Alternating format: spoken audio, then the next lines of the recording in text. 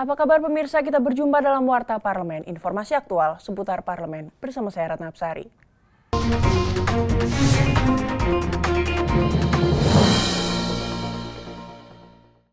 Terkait banyaknya pelanggaran yang dilakukan oleh perusahaan-perusahaan di daerah dalam proses alih fungsi lahan hutan, Komisi 4 DPR RI mendorong para kepala daerah untuk menindak tegas perusahaan-perusahaan tersebut karena telah melanggar Undang-Undang Nomor 18 Tahun 2013 tentang kehutanan.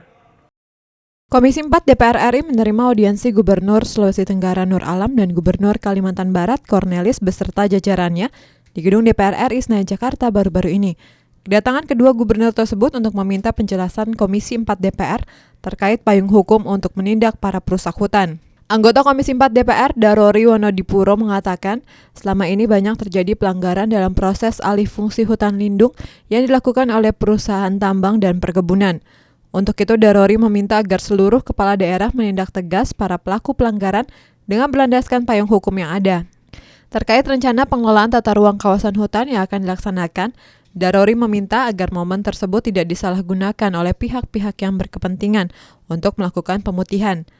Data laporan para bupati yang luar biasa di Kalimantan Barat itu hampir ada 3 juta hektar lebih kawasan hutan digunakan untuk kebun dan tambang tidak prosedur, juga di Sulawesi Tenggara.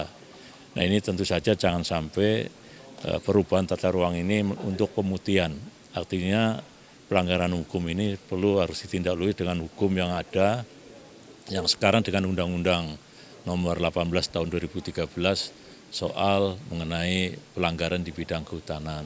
Terkait rencana perubahan rencana tata ruang wilayah atau RT/RW kedua provinsi tersebut, anggota Komisi 4 Adi Nawir meminta agar masyarakat yang telah lama mendiami hutan lindung dipertimbangkan untuk tetap tinggal di kawasan tersebut.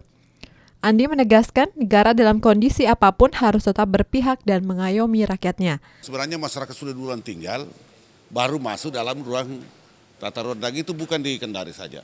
Hampir beberapa provinsi yang bermasalah begitu. Yang bermasalah begitu, sudah ada kampung di dalam, ada masjid, ternyata setelah dibuka masuk dalam kawasan hutan lindung. Nah, tapi saya kira itu pemerintah daerah bisa mengusulkan kepada kementerian untuk bisa dilepaskan menjadi kawasan hutan lindung. Fajar Ilhami, Julian, TVR Parlemen melaporkan. Berbagai isu penting terkait konservasi sumber daya alam hayati dan ekosistem masih dibahas DPR bersama pemerintah dalam revisi Undang-Undang Nomor 5 Tahun 1990. Di antaranya persoalan sumber daya genetik, perdagangan satwa dan fauna langka di dunia maya, serta persoalan reklamasi. Dalam revisi Undang-Undang Nomor 5 Tahun 1990 tentang konservasi sumber daya alam hayati dan ekosistemnya tersebut, telah dilakukan beberapa perubahan pasal dan penambahan pasal baru, seperti pasal perlindungan terhadap satwa liar. Selain itu, sumber daya genetik juga menjadi salah satu isu yang dibahas dalam rancangan undang-undang ini. Hingga saat ini, setidaknya sudah 10 kali dilakukan uji material kepada publik terhadap draft revisi undang-undang tersebut. Dalam rapat dengar pendapat Komisi 4 DPR dengan Dirjen Konservasi Sumber Daya Alam dan Ekosistem Kementerian Lingkungan Hidup dan Kehutanan, baru-baru ini beberapa anggota Komisi 4 mengusulkan masalah potensi kerusakan proyek reklamasi untuk dimasukkan ke dalam draft revisi Undang-Undang Nomor 5 Tahun 1990. Anggota Komisi 4 DPR Syahrani Mataja mengatakan, usulan reklamasi dimasukkan ke dalam rancangan undang-undang ini masih harus dipelajari lagi. Karena menurut Syahrani, reklamasi ini bukan sesuatu yang menjadi konservasi. Reklamasi ini buatan manusia. Untuk itu, ini akan menjadi prioritas utama di Komisi 4 untuk menyempurnakan Undang-Undang Nomor 5 Tahun 1990. Akan kita pelajari lagi ya secara detail apa memang bisa nanti masuk ke dalam rancangan undang-undang untuk menyempurnakan Undang-Undang Nomor 5 Tahun 90. Tapi kalau saya tadi berpikir dengan beberapa teman-teman bahwa kalau reklamasi ini artinya bukan sesuatu yang sudah menjadi konservasi gitu. Karena sesuatu yang dibangun. Lain kalau pulau misalnya sudah ada ya.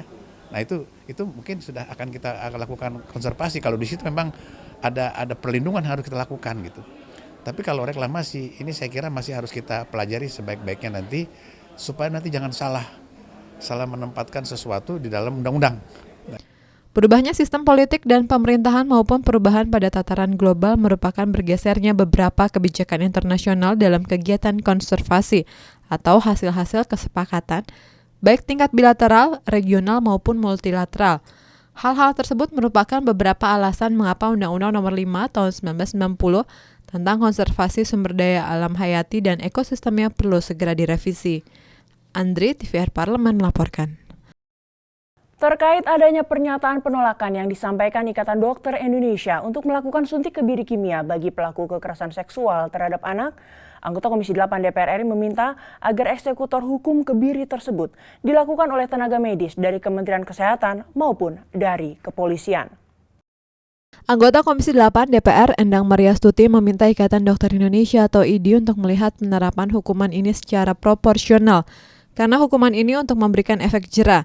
Dirinya mengharapkan agar eksekutor dalam kebiri tersebut dapat dilakukan oleh pihak Kemenkes melalui para dokter, meskipun pihak kepolisian memiliki tim pusat kedokteran dan kesehatan. Selain itu, Endang mempertanyakan sikap pemerintah yang terkesan terburu-buru tanpa melakukan kajian dan pertimbangan terhadap Perpu Perlindungan Anak yang tidak memikirkan secara teknis terhadap eksekutor kebiri tersebut, sehingga tidak menimbulkan polemik.